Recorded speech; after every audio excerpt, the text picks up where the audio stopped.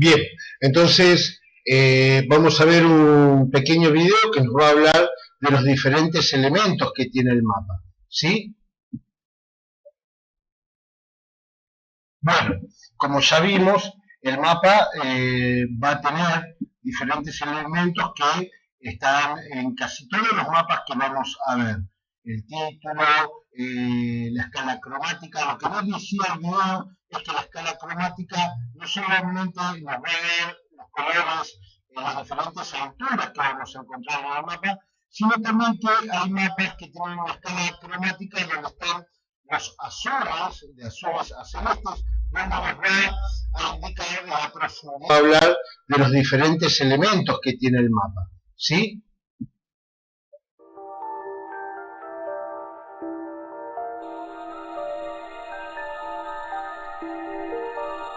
Elementos del mapa.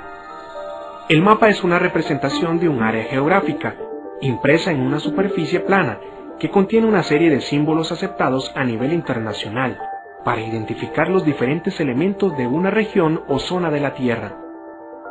Para confeccionar mapas, se necesita definir la información que se va a representar en él, emplear técnicas y diseños adecuados, y dibujar la información a través de símbolos, líneas y colores. Elementos del mapa. Título y fuente del mapa. Se refiere al tipo de mapa y a la información que suministra. El título generalmente se escribe en la parte superior o inferior del mapa, lo mismo que la fuente que lo ha elaborado. Marco del mapa. El mapa debe aparecer bordeado con un marco distintivo, donde además de delimitar el área señalada, se deben anotar los grados de la red de coordenadas geográficas o grados de paralelos y meridianos. La rosa de los vientos. Expresan la dirección en términos de norte, sur, este y oeste, y los puntos intermedios o semicardinales como noreste, sureste, suroeste y noroeste. Simbología física. Se representan elementos naturales como los ríos, los lagos, las diferentes altitudes del relieve, los océanos y mares, los volcanes y otros. Simbología humana.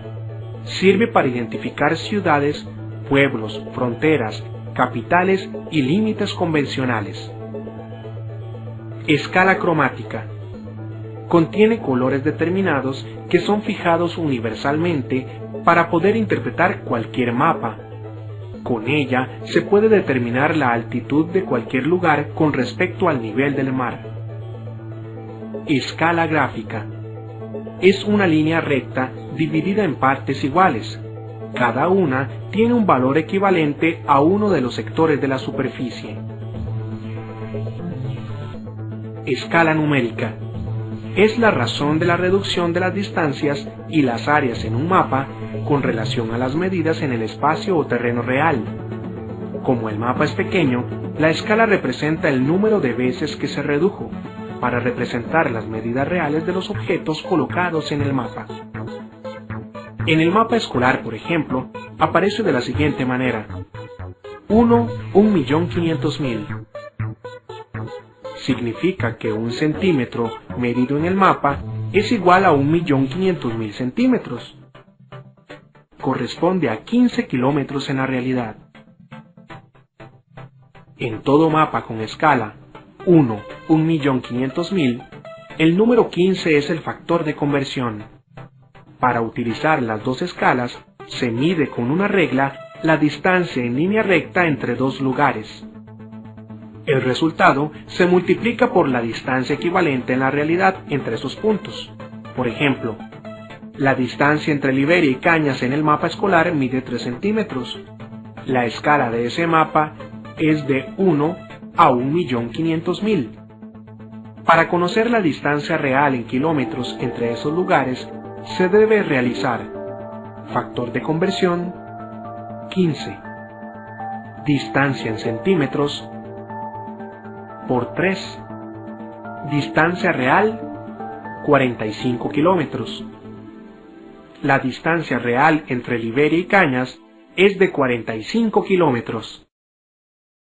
Bien, como acabamos de ver en el video, todos los mapas tienen estos elementos, pero en el caso de algunos, dependiendo del tipo de mapa que sea, vamos a encontrar otros elementos aparte. Por ejemplo, si es un mapa climático, vamos a encontrar en él, aparte de los elementos mencionados en el video, vamos a encontrar una escala de colores, teniendo en cuenta el tipo de clima que hay, si el mapa es un mapa topográfico, tendrá características y elementos de la topografía que se ve en el mapa, tipos de ríos, cursos de agua, curvas de nivel, etcétera. Pero los que vimos aquí en el video son elementos que tienen todos los mapas: el título, las coordenadas, los paralelos, los meridianos, la rosa de los vientos, la escala cromática. Todos estos elementos los vamos a encontrar. Algo que por ahí no está en el video con respecto a la escala cromática es que en muchos mapas la escala cromática no solamente, esa escala de colores no solamente nos va a dar las alturas del relieve, sino también que podemos llegar a encontrar la escala de colores que nos va a indicar la profundidad de océanos y mares. Bien, bueno, ahora, entendiendo que los mapas van a ser diferentes dependiendo del tipo de mapa que sea, también tenemos que saber que los mapas no son todos iguales, ¿sí? ¿Por qué no son todos iguales? Porque la Tierra es una esfera y representar una esfera en un plano es muy pero muy difícil. Es por ello que todos los mapas tienen deformaciones. ¿Y cómo se hacen? ¿Cómo se hacen esas representaciones? Bien, esas representaciones se llaman proyecciones y hay diferentes tipos de proyecciones, ¿sí? Vamos a tener una proyección cilíndrica, una proyección azimutal y una proyección cónica. Estas son las tres proyecciones más importantes que hay. Hay otras, pero estas son las tres más utilizadas y más conocidas, siendo la más importante para nosotros la proyección cilíndrica, que es la que vemos en la mayoría de los mapas que nosotros utilizamos, ¿sí? Ahora les pongo un pequeño videito que muestra cómo se hacen esos mapas en base a estas proyecciones. Bien, ahí va. Esta es la Tierra. Como ves, es redonda, un poco achatada por los polos. Sí, seguro que sabes perfectamente cómo es, pero ¿qué ocurre si quieres representarla en un papel? Para eso existen las proyecciones cartográficas, que son sistemas que llevan a una superficie lisa la superficie esférica del planeta, intentando que haya la mínima distorsión posible. Hay tres tipos. En primer lugar, la más sencilla, la cilíndrica. Imagina que la Tierra es un gran cilindro que luego extiende sobre la mesa. Esta proyección funciona muy bien con las zonas del ecuador y las colindantes, pero según nos acerquemos a los polos se vuelve más distorsionada. La proyección cónica consiste en mirar la Tierra sobre un cono como este. Una vez abierto el cono se vería así. Es muy práctica para las zonas templadas. Por último, la proyección azimutal. Consiste en proyectar la Tierra sobre la base de un plano imaginario que toca el planeta. Si lo que quieres es ver la zona de los polos o un hemisferio completo, utiliza esta proyección. ¿Ya entiendes las proyecciones cartográficas? Bien, como les decía, estas tres tipos de proyecciones son las más importantes, son las más utilizadas. Si bien hay otras, estas son las que más se utilizan. Dependiendo del lugar donde se encuentre el país, es el tipo de proyección que utilizará. Seguramente que los países que están cercanos a las zonas polares, por ejemplo Canadá, por ejemplo Estados Unidos, van a utilizar una proyección cónica, o si lo que se quiere es hacer un estudio de las zonas polares, lo que se va a utilizar es una proyección azimutal. En el caso nuestro, que estamos en el hemisferio sur, la proyección más utilizada es la proyección cilíndrica, como les había dicho anteriormente, y son dos proyecciones cilíndricas las que se utilizan para nuestro país. Fundamentalmente la proyección cilíndrica de Mercator y la proyección cilíndrica de Peters. Ahora, en una actividad que yo les voy a dejar en la tarea, van a ver las diferencias que hay entre un mapa y otro mapa, y ustedes me van a tener que decir cuáles son justamente esas diferencias que hay. Bien, ahora, otro de los elementos que había dicho el video anterior que encontrábamos en el mapa son las escalas. Todos los mapas tienen diferentes escalas. Bien, aquí hay tres ejemplos, ustedes pueden ver tres ejemplos de una parte de la superficie de nuestro país, esto corresponde a Río Negro, donde tenemos tres mapas con escalas diferentes, uno en 118.000, uno en 59.000 y uno en 29.000. Bien, ¿qué es esto de uno en 118.000, uno en 29.000? Eso es lo que nos está indicando es que un centímetro, si medimos en el mapa un centímetro, en la realidad equivale, en el primer ejemplo del mapa, equivale a 118.000 centímetros, ¿sí? Bien, si vemos los tres mapas, una escala grande, uno en 118.000, vemos una porción grande de la superficie terrestre, pero si achicamos la escala, 1 en 59.000, la que sigue, la del medio, observamos cómo nos acercamos y vemos una superficie menor, ¿sí? Y si achicamos más la escala todavía, vamos a ver, en el caso del tercer mapa, vamos a ver todavía una superficie más pequeña, pero mucho más detallada, ¿sí? En el caso de muchos mapas, las escalas van a ser mucho más grandes, por ejemplo, 1 en 40 millones, donde un centímetro del mapa equivale a 40 millones de centímetros en la realidad. Bien, nosotros no nos manejamos con centímetros, nos manejamos fundamentalmente con kilómetros. Es solamente cuestión de hacer un pasaje de centímetros a kilómetros y tendríamos la relación que existe, ¿no? Entre ese centímetro y la realidad en kilómetros. Pero, ¿qué es lo que quiero que vean aquí en el mapa? Fíjense, tenemos tres mapas, ¿no? A escalas diferentes. Esas escalas que observamos ahí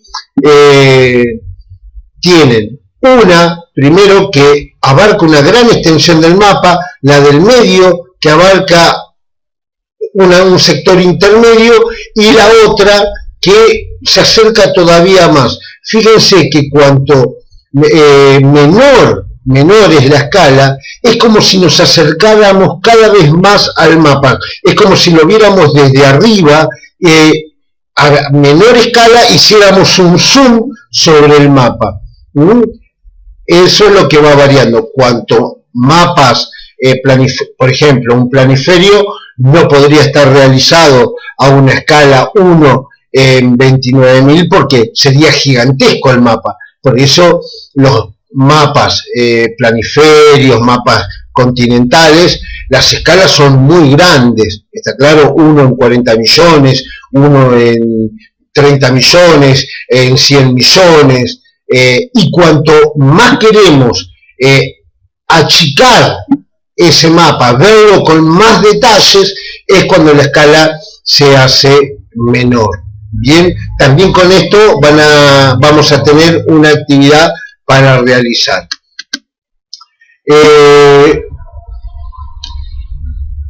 Otro tipo de mapas son las imágenes satelitales.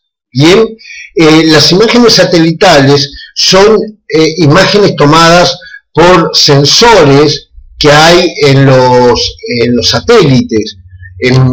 Nosotros vamos a encontrar alrededor de la Tierra un montón de satélites, está claro, y esa red de satélite se llama Global Position System, o Sistema de Posicionamiento Global, o como se conoce también, GPS, por sus siglas. Esos satélites tienen sensores, no solo nos ayudan a ubicarnos en la Tierra, sino también que se toman diferentes fotografías para diferentes estudios que se pueden llegar a realizar. Esta red de satélites que se ubicó, que se colocó alrededor de la Tierra, en un principio se colocaron con un fin militar, lo siguen teniendo todavía, pero hoy es utilizado por la mayoría de la gente para las comunicaciones, para la ubicación, etcétera, etcétera, como les venía diciendo. Pero esas imágenes satelitales nos van a ayudar, por ejemplo, como nos muestra esta imagen, para el estudio del clima, para hacer pronósticos sobre el tiempo, ¿sí? Dependiendo de la imagen satelital que tengamos y dependiendo del sensor del satélite, vamos a poder hacer estudios de diferentes cosas que suceden sobre la superficie terrestre. En esta otra imagen vemos cómo no solamente se está observando la imagen de una tormenta sobre el mar Caribe, sino la dirección y la intensidad de la tormenta. Esos colores que se observan en la imagen, del rojo al violeta al amarillo, nos indican las temperaturas, porque estos satélites tienen sensores térmicos que pueden detectar el calor, y por eso podemos hacer, en base a una imagen como la que vemos, un pronóstico de si la tormenta está disminuyendo en intensidad o todo lo contrario, si está aumentando. Esto es lo que utilizan los meteorólogos para el pronóstico del tiempo, y mucho más cuando se refiere a huracanes como los que estamos viendo aquí en la imagen. Otras imágenes satelitales, como la que vemos aquí, sirven para el estudio, por ejemplo, de la selva. Son 4 imágenes diferentes, tomadas en años diferentes, donde se ve cómo va avanzando la deforestación en la selva del Brasil. Cómo desde 1975 la imagen nos mostraba un color verde, y cómo ese color verde ha ido cambiando debido fundamentalmente a esta actividad que es la forestal. Otros estudios también se pueden realizar en base a imágenes satelitales de los cultivos, de los diferentes tipos de cultivo. Según los colores uno puede saber qué cultivo hay en cada una de las parcelas. También en esta imagen vemos la desembocadura del Río de la Plata y vemos en color marrón, en un color colorado, está claro, los sedimentos que lleva el río Paraná y el río Uruguay, cómo desembocan en el Río de la Plata y estos en el océano. En base a imágenes como esta también podemos estudiar el avance de las mareas, las inundaciones, etcétera.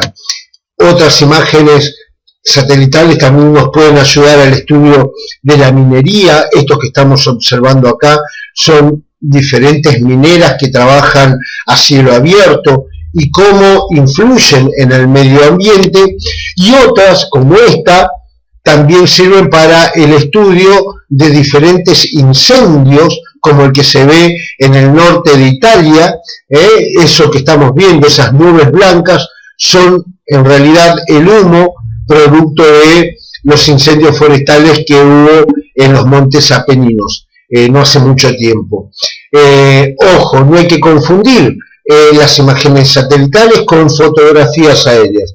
Una cosa, una fotografía, es tomada desde un avión y la imagen satelital es tomada desde un satélite. Todo esto conforman las diferentes mapas que vamos a encontrar. Entonces, como dijimos, mapas topográficos, donde tenemos una gran visualización de las características que tiene el relieve, cartas náuticas que nos van a servir para navegar, que van a ser muy diferentes a los otros mapas, y los otros mapas que nombramos como los temáticos, mapas del clima, mapas del bioma, etcétera. Bien, bueno, con este video yo lo que quiero es que tomen los apuntes de toda la clase, los que ya tenían algo que lo completen, y les voy a estar dejando la actividad relacionada con lo que hemos visto y con los videos que hemos visto para que ustedes puedan realizar en casa y me la manden a través de la plataforma. Así que bueno, será hasta la semana que viene y nos estamos viendo. Hasta luego, chicos.